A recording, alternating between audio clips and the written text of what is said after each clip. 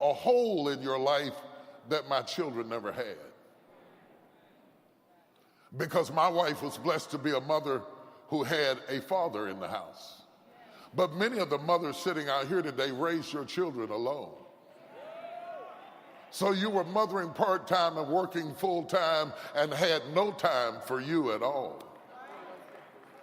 So you had to be both father and mother and sister and brother and go out there and get it and do whatever you had to do to make things work together, and had to live with the judgment of people around you while you fought for the future of your children. And I want to say to you today, I want to first of all apologize on behalf of all the men who forsook you.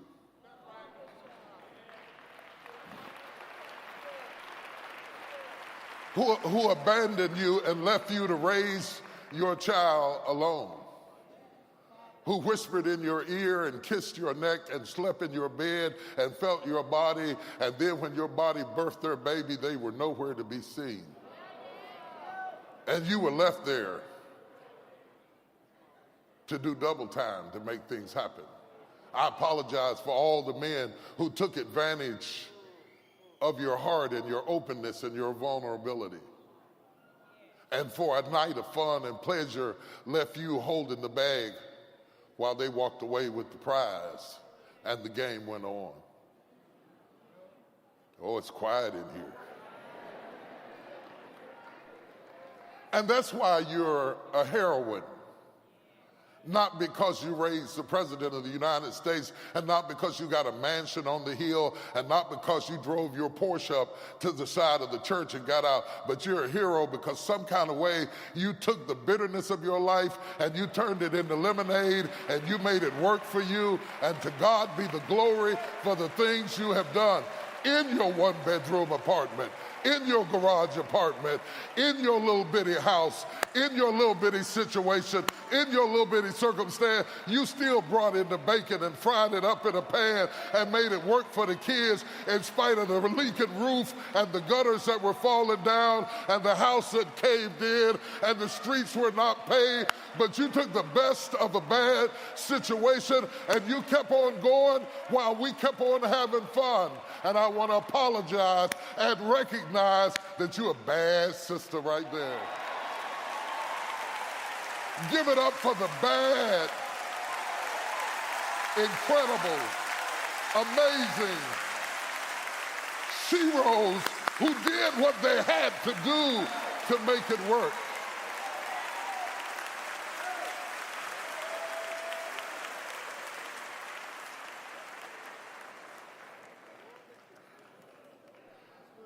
I have been there when things worked out, and I have been there when things didn't work out.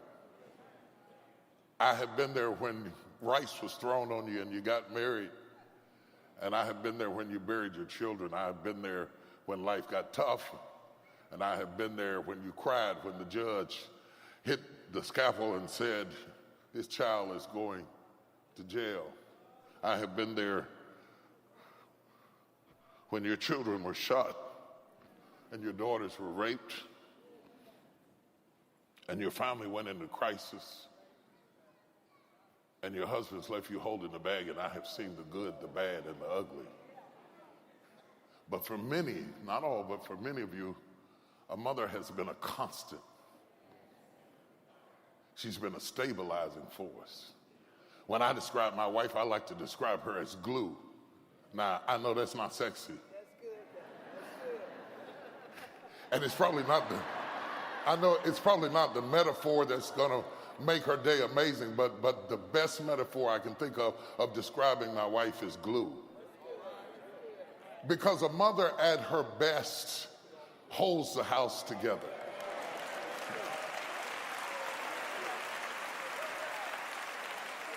She's everybody's secret keeper. She's everybody's burden bearer. She explains the kids to the father. You know they didn't mean that. You just don't understand. You need to calm down. And then she explains the father to the kid. You know your daddy love you. Come on, real mamas, make some noise in here. Talk to me. Real mamas.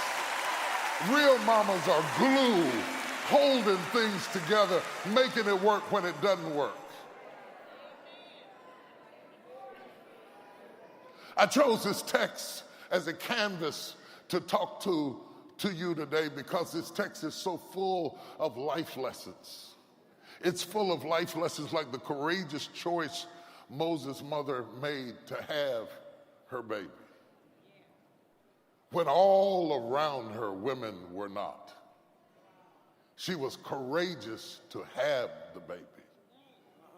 She was courageous enough to birth the baby against all odds. And to all the mothers, married or not, who made the choice to have your baby, we salute you.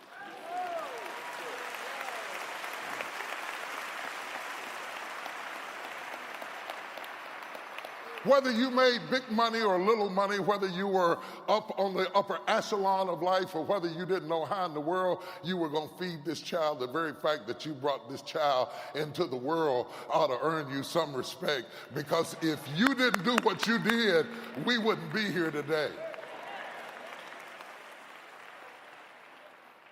The Bible says in the book of Job, man that is born of a woman has but a few days, full of trouble and strife. You have to understand that man has to be born of a woman.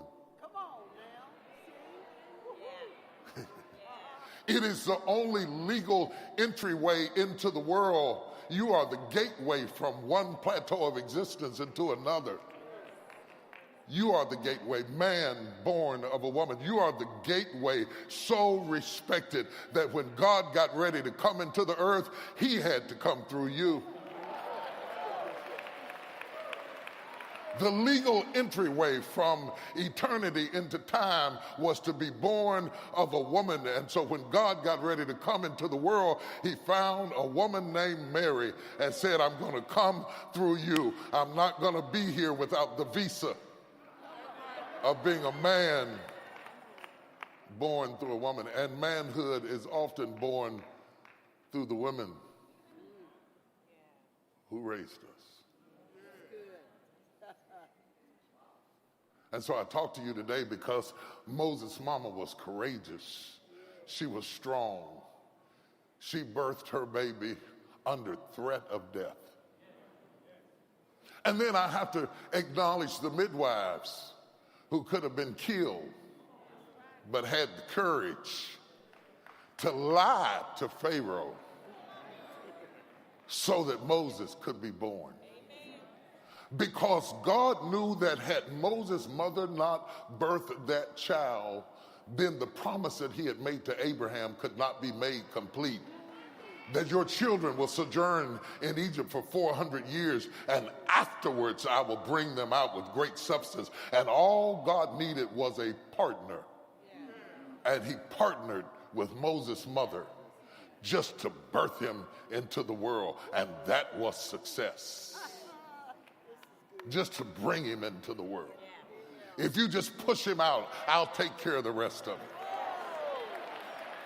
If you just get on the stool and push him into the world, if you have the courage to go through the first and the second and the third trimester, if you have the courage and the strength to fill your lungs with air and push until you break blood vessels in your face and bring him from eternity into time, then God said, I will partner with you in bringing the mighty into the earth, because I am partnering with mothers. To birth a child that you haven't even met yet, and you don't even know what it's going to be, and only time will tell what the child will be, because Moses' mother had no idea that she was delivering the baby that would deliver her.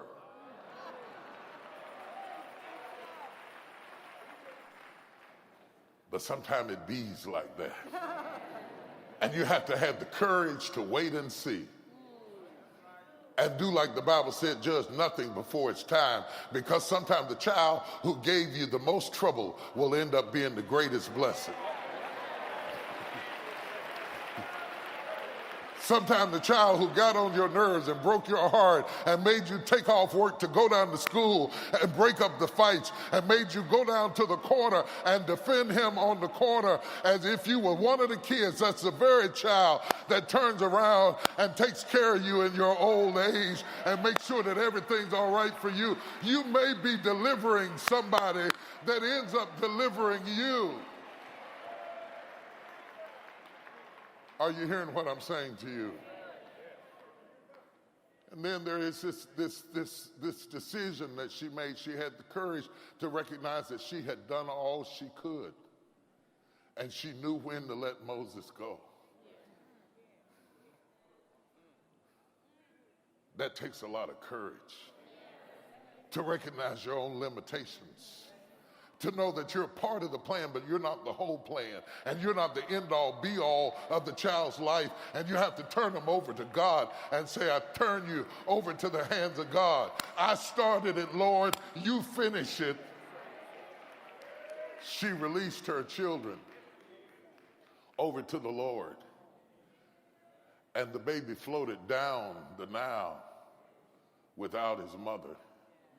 And his sister running alongside, trying to watch to see if he was safe, swimming amongst snakes and gators. And that is so much life. Life is about surviving the circumstances you have to float in. I'm going to say that again. Life is about surviving the circumstances you have to float in. To have enough arc around you to position you so that you can swim through gators and not be bit. And survive all the vipers that could destroy you. Eventually, mama has done all she can do. She has to turn you over to God. And you must realize in this turning Moses over to God, she ends up in a situation where Pharaoh's daughter happened to be bathing. Look at this pass off from this mother to this mentor.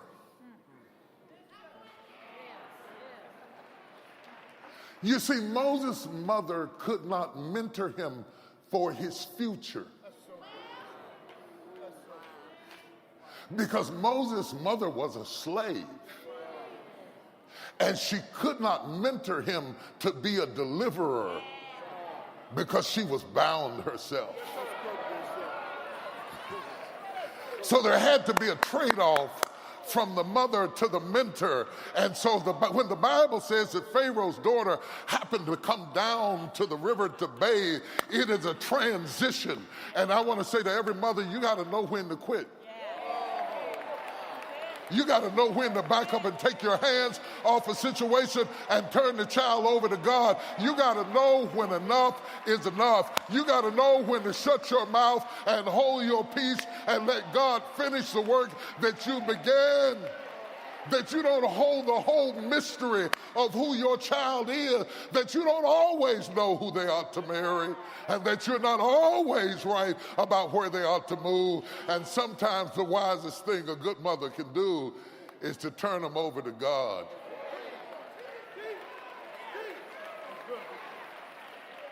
I just want to talk to you this morning. I don't care if you don't shout, and I don't care if you don't run the aisles or anything like that, because this is so important, because we are losing good families and good mamas and good grandmamas. It used to be that grandma's wisdom held the house together. It was Muddy and Big Mama that told you, go on back to that man. He's a good man. And we're losing that in our community. And now Big Mama and Grandmama got Alzheimer's.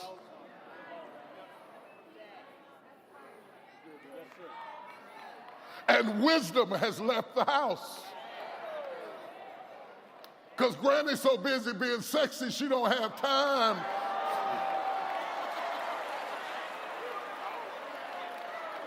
Of course, you got to understand that Granny today is only 42.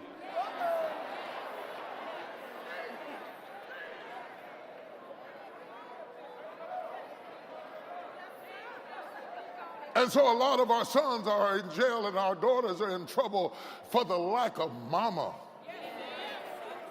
and big mama and grandmama. I mean them tough Medea type grandmamas who would come down and embarrass you in front of everybody and whip